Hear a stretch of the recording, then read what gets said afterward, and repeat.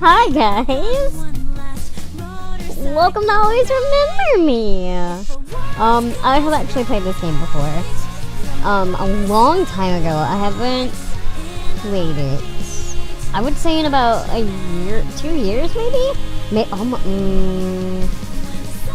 Yeah, 2-ish years? I originally played this because I watched the LP that Dodger had done. That's actually around when I had just found her, and I ended up downloading this game, and I haven't played it since. And she and I recently was like, I think I want to go rewatch this or whatever, and I got into it, and then I was like, haven't played this in a long time. Let's play it. Let's have fun. And so I recorded something earlier, and I was like, I'm not really feeling, always remember me right now. And that's a because once I got recording, I'm in a groove now. So we're gonna start this game. I already know who we're gonna go for first. I think we're yeah, we're gonna go for Aaron first because he's the easiest one. And then here. And we'll go here. Who do we go for after that? I forget the doctor's name actually. That's Aaron. That girl before was us. This is Lawrence. And this is Eddy. That's his name. That's Eddy. And there's Hugh. Hugh's great. Oh, this is grandma slash aunt. Don't remember exactly what it is that we live with. This is Abigail. She's a big old bee. And that's Aaron's awful dad. So let's get started. Oh, I already went and did the preferences. No, I already know. Okay. Yeah. Oh, there's difficulty levels now? Yeah, I haven't played this in a long time actually.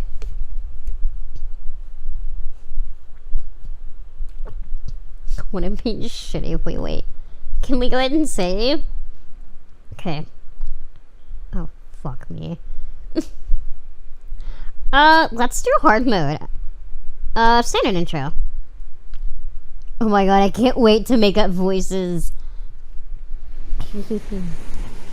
We were walking together, hand in hand, watching as the sun descended beneath the horizon. The evening was wearing on, and the warm colors of twilight were starting to fade from the sky. I don't know what to do. You're doing enough. Don't worry about things so much. But he still doesn't approve of me. Do you think he doesn't like my job? Maybe he thinks I don't earn enough money? Or that I should be doing something better? I would like to do more, but it's the best part-time job I could find. His eyes were sympathetic as he looked down at my worried expression. I know he feels bad that his father, Osher, was creating so much grief for us, but I also knew that the situation was going to be difficult when I decided to stay with him. I don't think it's your work. You can be pretty stubborn. I know some people think that I could do better. It's not like a job in an ice cream parlor is anything special. I'm attending my first year of college for creative writing. It's a natural fit since I've always loved to write poetry and prose. I had to take a part-time job. A part-time job during the summer to pay for my studies. Some girls in my classes have really good summer jobs. Honestly, I don't think he'd approve of any girl without a lot of persuading first. I don't think it's anything personal. He's just being stubborn. Is Osher stubborn? I can't tell. Yes, but it's just after all this time, I just thought he would have warmed up to me by now. He just doesn't understand that we're serious about our relationship. Or he doesn't want to understand. It's just been so exasperating ever since. It's just been so exasperating since everyone else has been so supportive of us. She's pissed. He'll come around eventually. It's just a matter of time. I hope so. I just wish he wouldn't object almost every time he finds out we're going on a date. Is there no music? I just noticed that it was like fucking dead quiet. I know, but it'll get better soon, I promise. There we go. We reached the staircase that led back to the boardwalk and parking lot. Even over the sand dunes, I could see where Aaron's motorcycle was parked. We were about to ascend the stairs when he stopped and turned around to face me. I took my hand in his and leaned down, gently kissing me on the lips. Get that pan up, get that pan up! Yeah! His hair looks really long here. We're so cute! Couldn't help but smile slightly, feeling my anxiety melt away. Don't look so worried all the time, okay? You're much more beautiful when you're smiling, Amy. I returned the smile and leaned up to kiss him again. This music is different, I think. You're such a romantic. You make it sound like a bad thing. We both laughed as we ascended the stairs, still hand in hand. This is definitely how it should be. I always feel so safe with him at my side. Let's go home, alright? Okay, but can we stop for ice cream first? I'm getting to play discount on everything, you know? Sure. They have the best new type of ice cream sundae now. We should split one. Sounds good. Oh! My smile grew brighter and his pleasant thoughts passed through my mind. He mounted his motorcycle and I sat on the back, wrapping my arms around his middle and holding on tightly. This shot. It's pretty though. Her face just looks a lot different. I thought the ice cream cones were attached to his handlebars.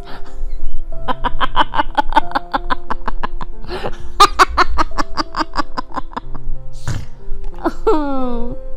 I rested my head against his broad shoulders and let a contented sigh escape my lips as the engine started up. I'm really curious about what makes this hard mode. Like, is it just harder to get points? Oh. I had to get some water. I've been getting sick. If you missed the last video where I played V is Calling, I've been stopped up all day. And I only barely want to record when I'm feeling bad. So, sun disappeared beneath the horizon, and the darkness of night began to overtake the sky. We sped out of the parking lot in less than a minute, and onto the nearly empty road that led back into town. The trees blared as we flew down the road. We were only driving a short while before a strange feeling of foreboding settled over me. I shivered involuntarily, despite the warm temperature, and squeezed Aaron tightly, watching as it got darker and darker on the one-way road. I was thinking of what to make us for breakfast in the morning when we reached an intersection. Oh no. We waited patiently for the light to change color, and when the green circle let off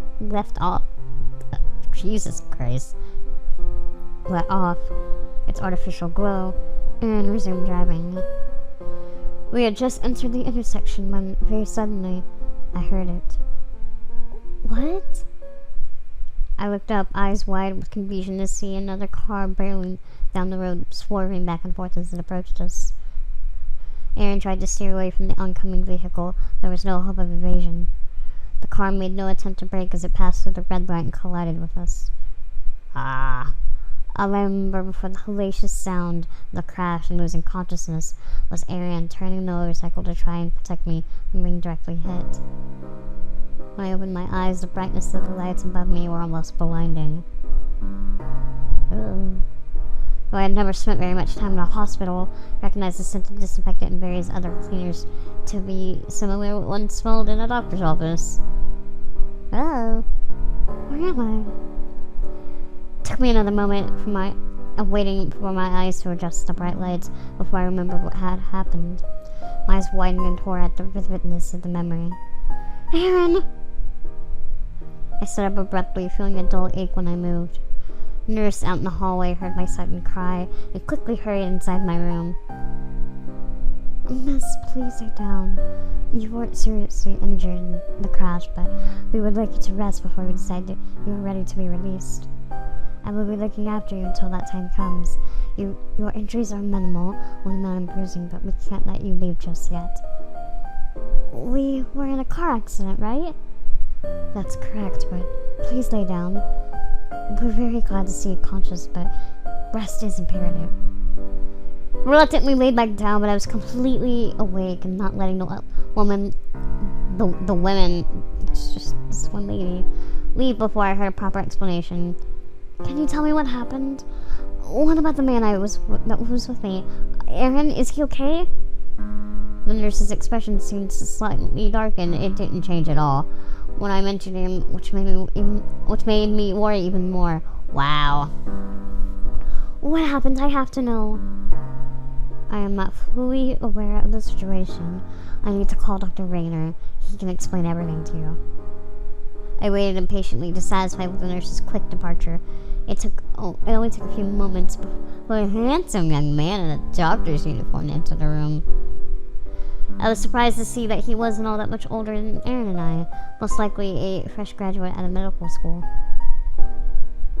Oh, fuck. Names. Voices! Oh, I haven't played a game to give voices to in a long time.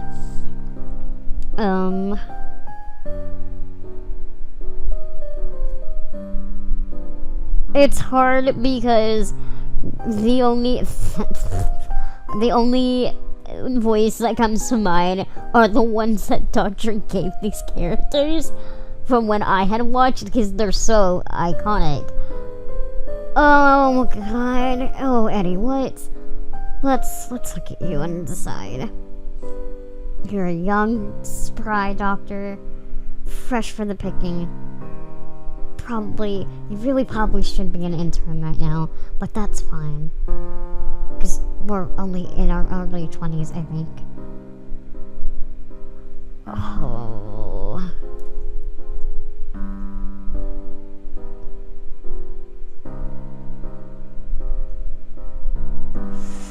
Oh, Eddie. Because I feel like I gave Aaron a pretty standard just voice. And I already know that, like, he was gonna be, like, the deeper voice. So, Eddie.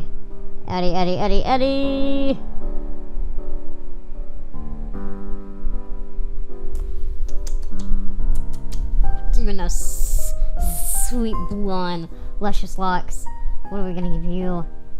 This is taking a lot longer than it really should. But I'm taking this OP seriously.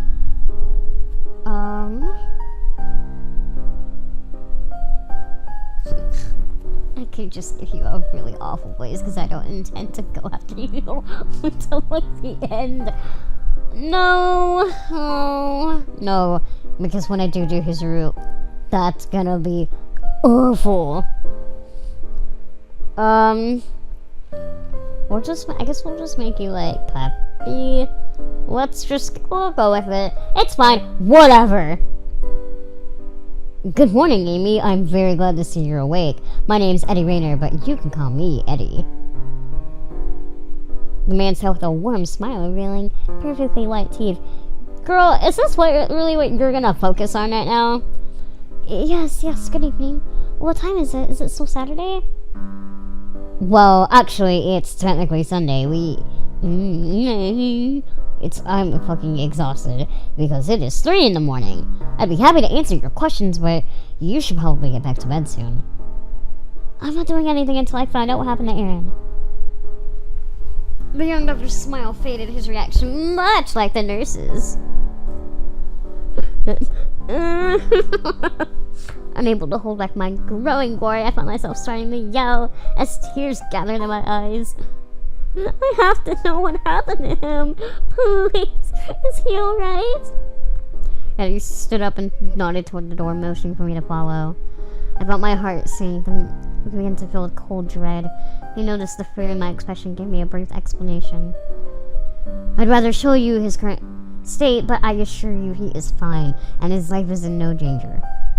He has sustained a head injury. He'll recover, and it doesn't seem to have done any severe damage. But he has lost some of his memories. We're still trying to observe the specifics of what he has forgotten. As the nurse probably told you, your injuries are minimal. Please follow me. I can take you to him so you can see that he is alright. I hurried, pulling on a pair of slippers that had been left beside my bed, and followed after the young doctor as he led me out of my hospital room and into the hallway, listening attentively to every word he said. What I could tell, he was trying to protect you during the... No, that's his voice. From what I can tell, he was trying to protect you during the crash. We're keeping you overnight for observations, but other than some bruises, you're perfectly okay. You don't have any broken bones or severe internal bleeding, thanks to Aaron's efforts. Oh, my heart. Oh, that zoomed in. I felt my heart wrench as I followed him through the hallways. He wasn't talking very quickly, apparently conscientious of how tired I felt. Aaron. From what we can tell, Aaron is suffering from amnesia. He still retains long-term memories, but recent ones from the past few years are hazy or non-existent. He's quite a bit confused at the moment, so we want to make sure we don't cause him any unnecessary emotional stress. We need him to regain his memories on his own, but it will be in slow steps. I see. This is my studio. I know this is a lot to take in, so please feel free to ask me any questions you might have. I have a question. What the fuck is this? What is this fucking... What? How you do your work on like a Windows XP? Like, what is happening here? What is this? You're a doctor! A doctor! You're supposed to have great technology! God damn it! He still remembers his family, but he doesn't seem to recall anything from recent years. You mean... he doesn't remember me? I'm sorry. We asked him about having a girlfriend, but he doesn't seem to remember anyone by the name of Amy. So the tears I've been determined not to cry, welling up again, ready to fall. I see. We walked through a doorway into a room with a glass window that let me see into Aaron's room. I'm sorry to ask this of you, but since we don't want to cause him any grief or aggravate his condition, I must ask that you do not meet with him yet. He's very confused and needs rest. I understand. I remained there for a long time. She cries so much in this game.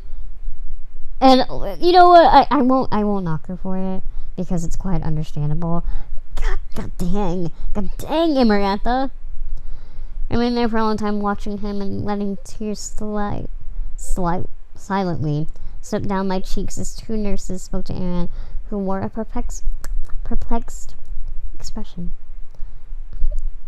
Don't you forget about me. Hey, welcome to town. Oh, this looks cleaner. Is that a weird thing to say? I was released from the hospital in the morning and came right home. When I walked inside, I was greeted with a soft meow and my cat Nina brushed up against my leg. Hi, Nina. Did you miss me? Oh, there's our burp of the game. Smiling, reached down to pet her affectionately, though I couldn't help but remember how Aaron would always fuss over her. Nina was a great judge of character, and she adored Aaron, even before he started bringing treats for her all the time. Oh, Nina! Aaron always loved cats so much. Oh, what happened? No, I can't go back! I know that dialogue is like, he loved you the most, even though he liked small cats and little cats and big cats and fluffy cats and little tiny cats. He loved you the most, Nina. Nina cuddled my fingers. What? Nina cuddled my fingers affectionately when I knelt down to pick her up. There, I probably forgot about you too. Oh. I forgot about how dramatic this was. Sadness I had been trying to keep out of the front of my mind returned as I pulled my cat into an embrace inside. I'd slept very poorly and the fatigue from the crash hadn't worn off. Of course you slept fucking poorly. You were in a hospital. You don't fucking sleep well there. I lost my parents in a car accident, and now it looks like I'm gonna lose the man I love to one as well. Oh my god, Amarantha, you're so dramatic. Well, it's just a reason to be, but like, come on. I sat in the living room with Nina on my lap when Gwenda came in to comfort me. Oh, Amy, what happened? I briefly tell her about the accident. She was overjoyed to know that I was alright and that I'd hardly been hurt. Oh, thank God you're alright, but why didn't you call me? The doctor said I was alright and I didn't want you to worry about me. I'd been staying with my aunt Gwenda for several years. Since my parents passed away when I was still young, Gwenda had taken care of me ever since. Why are the aunts in these games always like super fucking old, like elderly? When the mom is probably like in like her late 40s, her 50s maybe. She's a kind woman, and I greatly appreciate how caring she's always been to me. However, her pension wasn't enough to fully pay for my college tuition, which is why I took that part-time job at the ice cream parlor. You can now make your first choice. Yeah. I know. Okay. So the way this game works is that for every activity you do, there is, it can cost you money, and there is a success. Most of it is morale, it can boost some stats, and then there's always a failure, which is which is usually something like morale or energy. It just kind of depends on what it is. I don't feel like reading that much. So, let's read a book. And we succeeded. I'd forgotten that the characters in this book were so fun. Culture, morale, energy. Okay, so our energy went down. Oh. Let's cook dinner. We should be hungry.